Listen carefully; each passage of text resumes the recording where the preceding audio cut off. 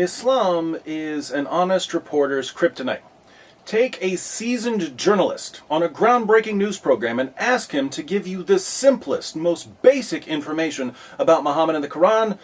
That reporter will suddenly turn into the most pathetic, trembling, sniveling, cowardly journalistic jellyfish you've ever seen in your entire life.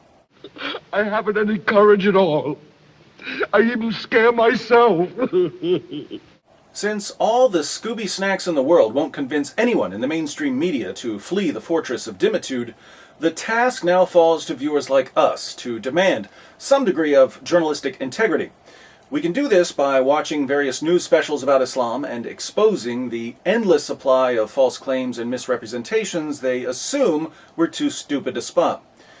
If the networks start losing credibility over their dishonest reporting, if their inaccuracies become a source of embarrassment, maybe they'll be a bit more careful the next time they decide to do a puff piece on the religion of puff piece. Is my nose bleeding?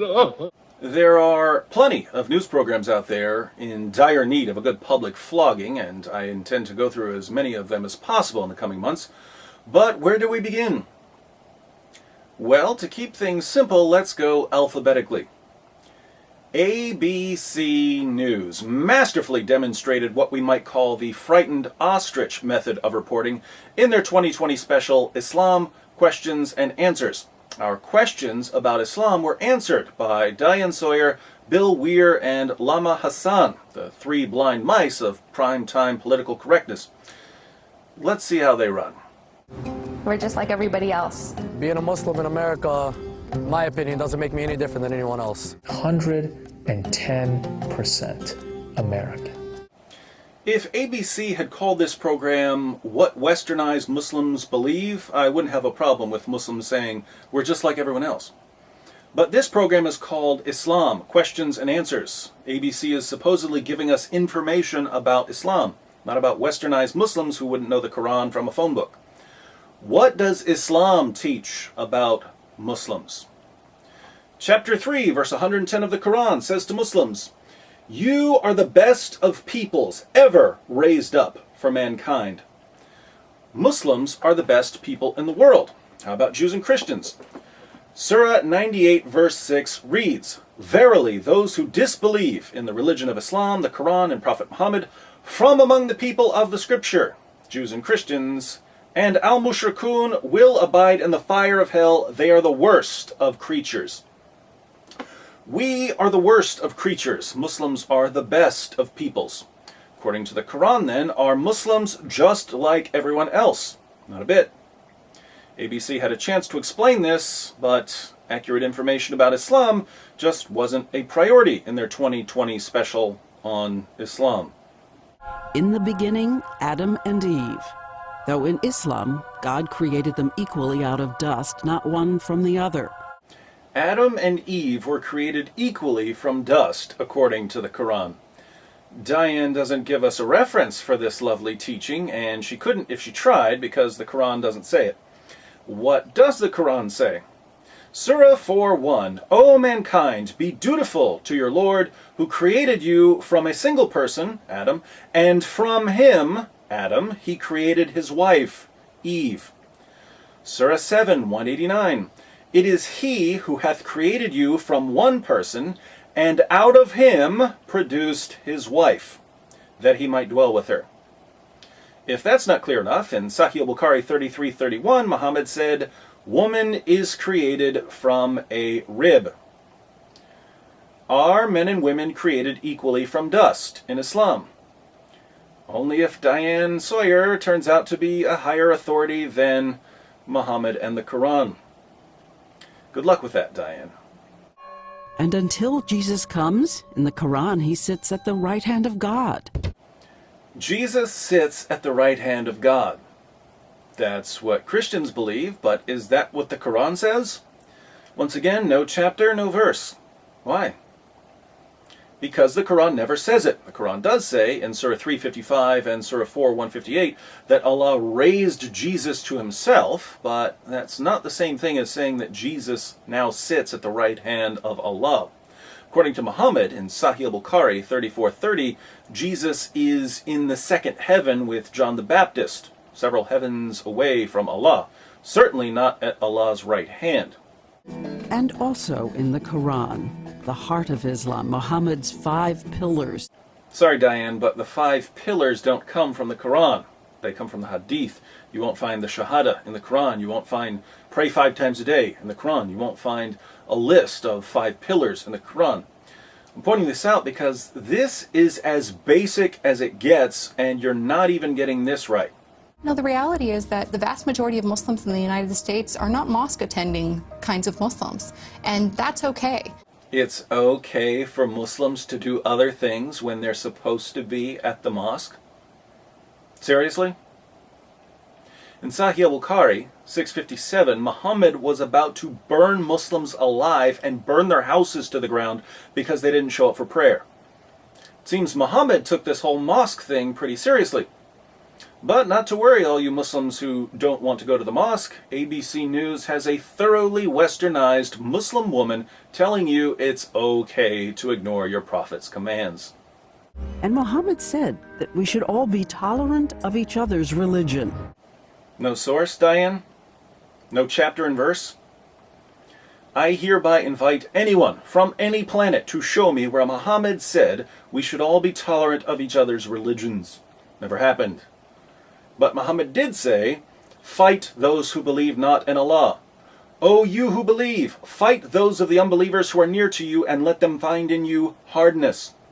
Muhammad is the messenger of Allah, and those who are with him are severe against disbelievers and merciful among themselves. I have been commanded to fight against people till they testify that there is no God but Allah. O you who believe, do not take the Jews and the Christians for friends, they are friends of each other. I will expel the Jews and Christians from the Arabian Peninsula and will not leave any but Muslims. I guess that's almost like telling people we should all be tolerant of each other's religions, as long as you live in opposite world with Bizarro reporter Diane Sawyer. And after he died, history saw the first real interfaith era. For hundreds of years, Jews, Christians, and Muslims, and atheists lived together, debated God, debated religion. Welcome to Fantasyland. Population, anyone who watches ABC News. According to Muslim sources, after Muhammad died, Abu Bakr went on a killing spree against all the people who tried to leave Islam because they'd only become Muslims in the first place to avoid getting slaughtered by Muhammad. Umar took over after Abu Bakr, and he forced Christians to sign an agreement, the Pact of Umar, saying they wouldn't build churches, repair damaged churches, sing loudly in their churches, or wear crosses. They had to give up their seats for Muslims, they had to feed Muslims, and they had to let Muslims sleep in their churches. And if the Christians ever violated any of these rules, the penalty was death. Over the next 14 centuries, more than 270 million people were slaughtered in the name of Islamic jihad. Christians, Jews, Hindus, Zoroastrians, everyone who refused to become Muslims.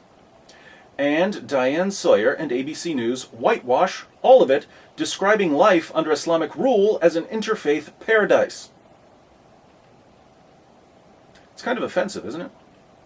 Is it true, though, that those words should then supersede anything he said earlier? Not at all. In Surah 2:106 and Surah 16:101, the Quran says that later teachings abrogate earlier teachings. Not at all. Muhammad said that later teachings abrogate earlier teachings. Not at all. All classical Muslim scholars said that later teachings abrogate earlier teachings. Not at all. Who challenges the doctrine of abrogation? ABC News. So there you go, 14 centuries of Muslim scholarship and reality itself get tossed out the window.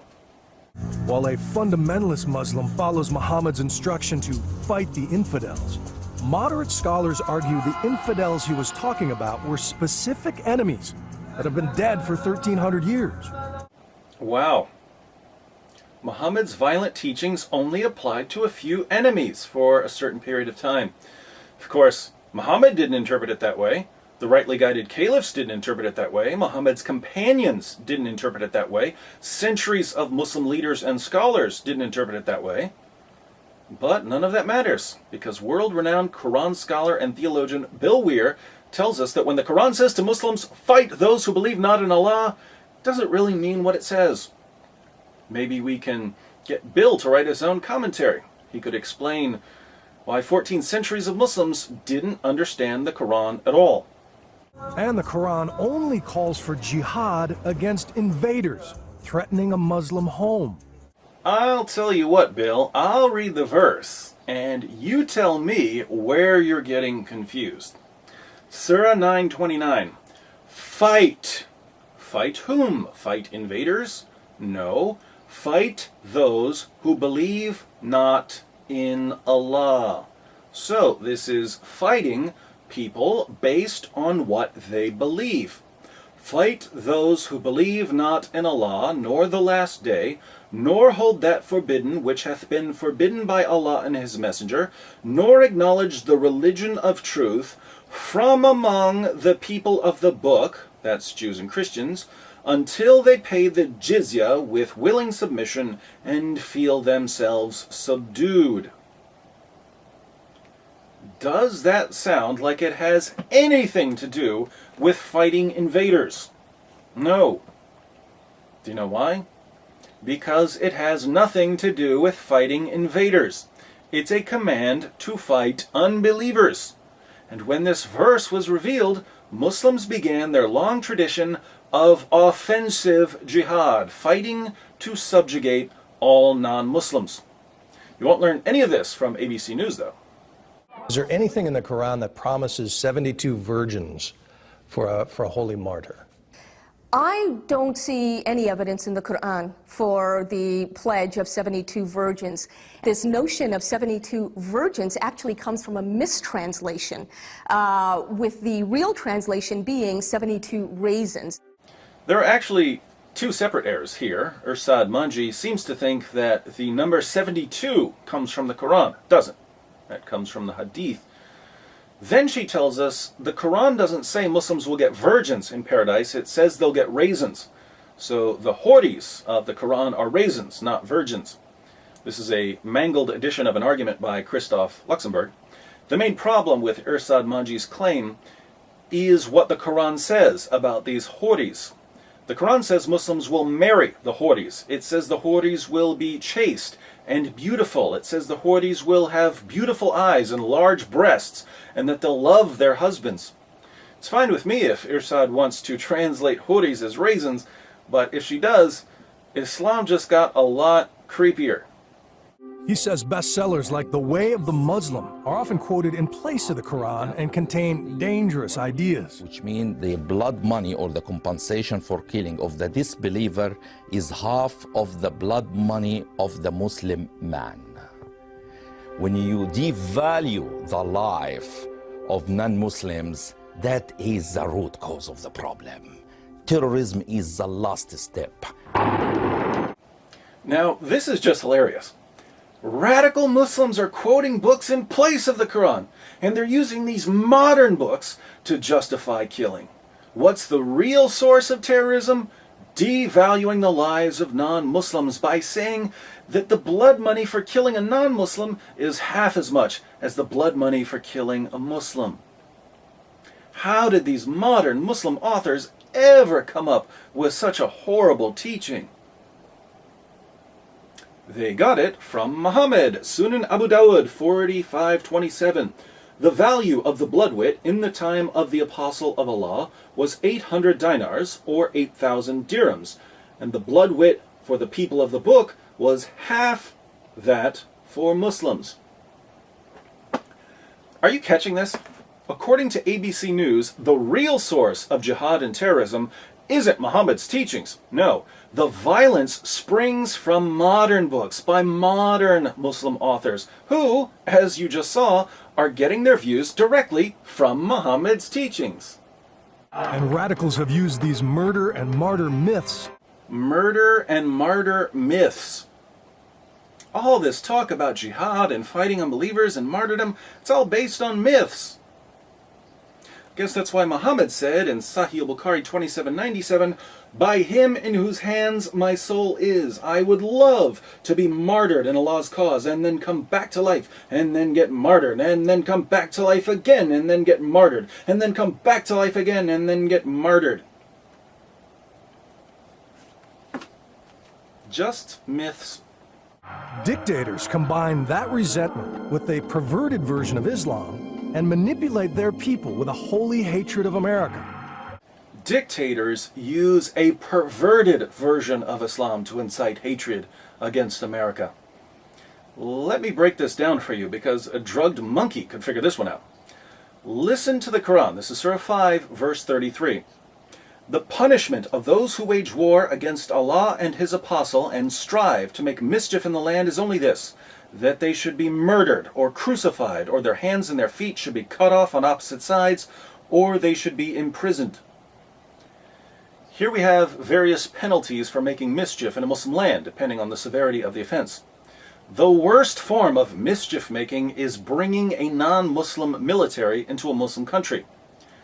Has the United States done that? Yes. What's the penalty according to the Quran?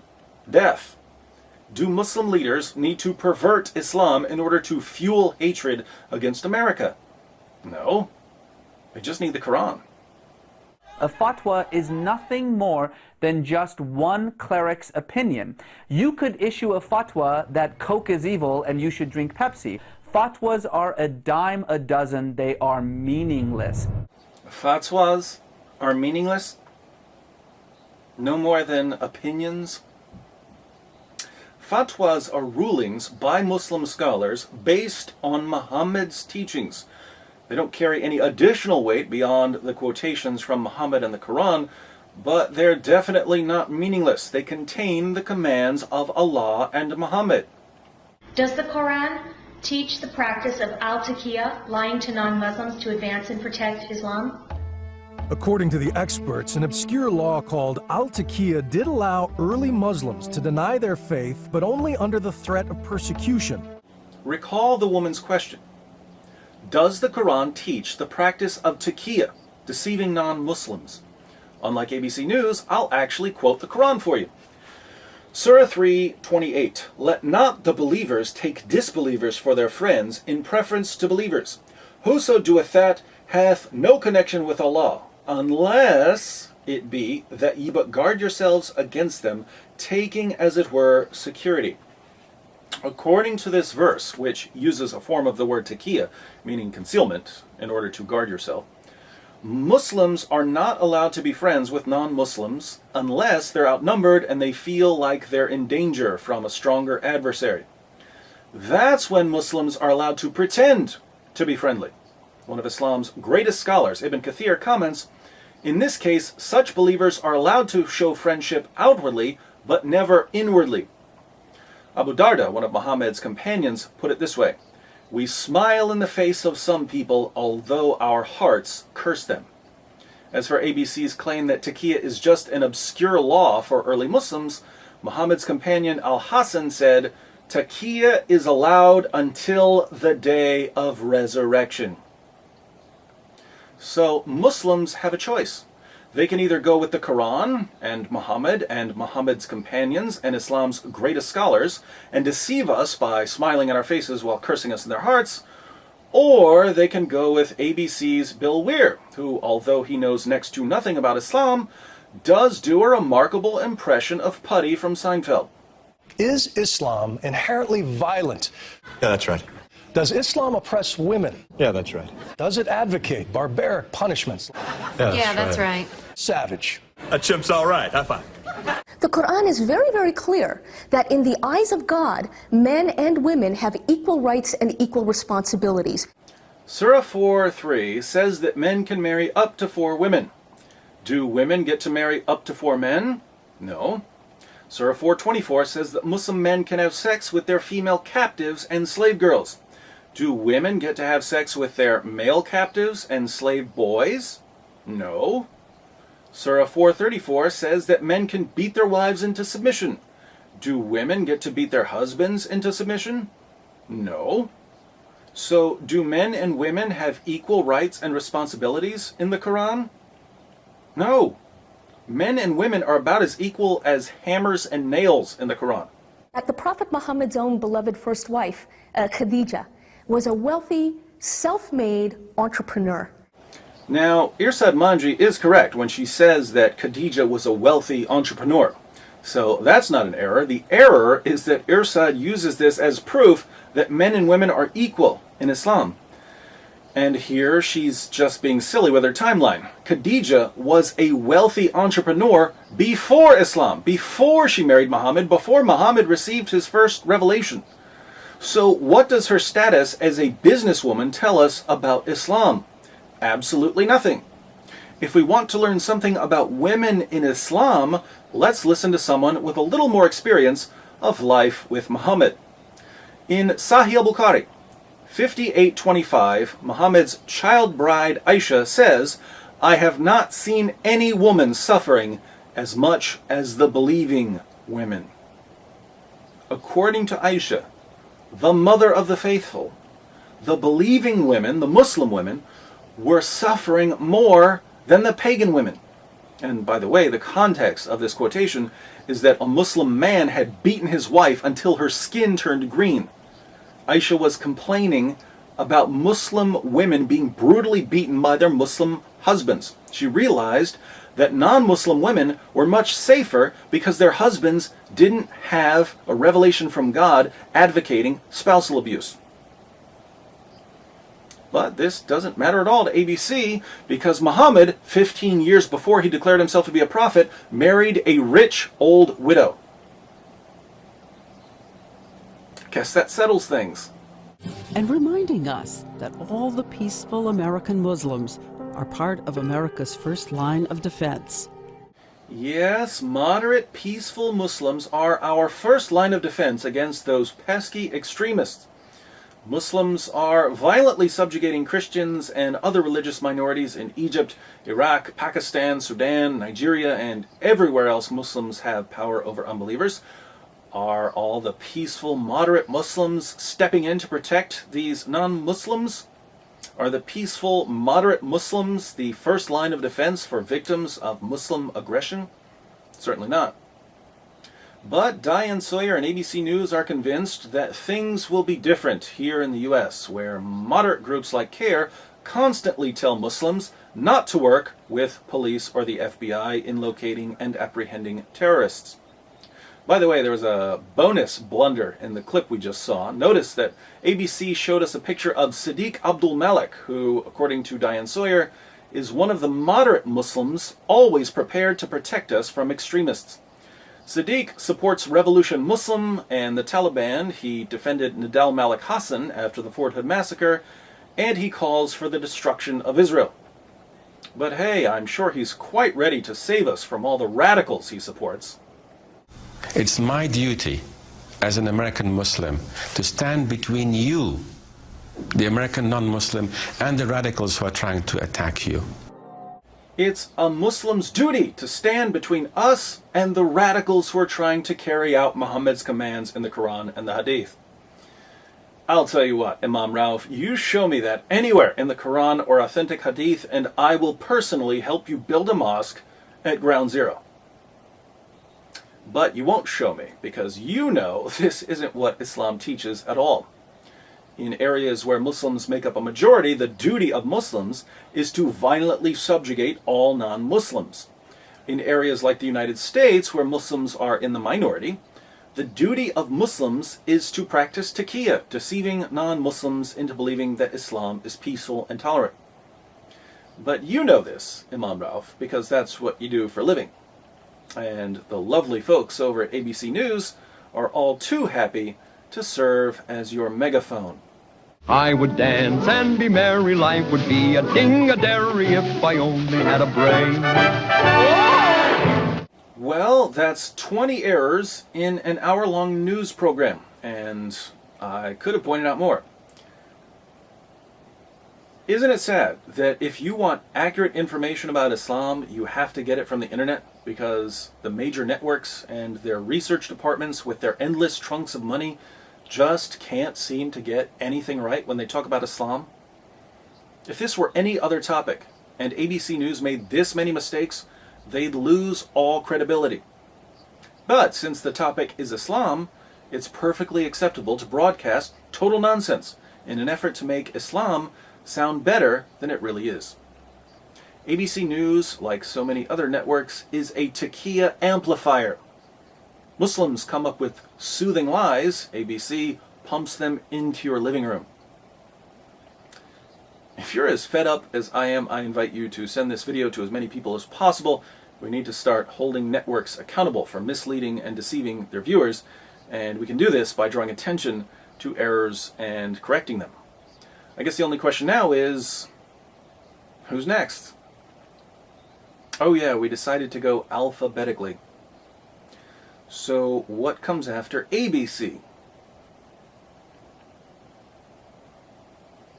BBC. Stay tuned.